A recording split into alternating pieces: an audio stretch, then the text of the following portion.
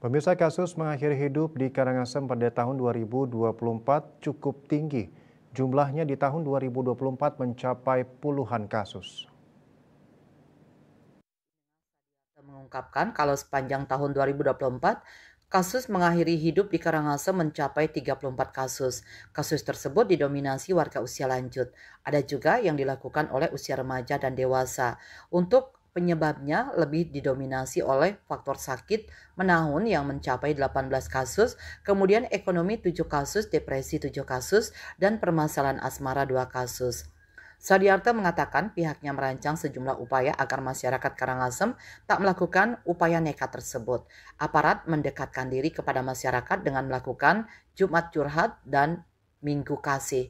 Melalui program tersebut, pihak kepolisian aktif memberikan edukasi kepada masyarakat. Selain itu, Babin Kamtibmas yang ada di masing-masing desa juga diinstruksikan untuk aktif mengimbau masyarakat agar saling peduli dan membuka diri jika punya permasalahan. Dia menjelaskan peran pemerintah daerah sangat diperlukan untuk ikut terlibat aktif dalam perancangan pola penanganan yang kooperatif. Karena kasus bunuh diri tidak bisa dipandang sebelah mata, butuh pendekatan multidisiplin yang melibatkan banyak pihak.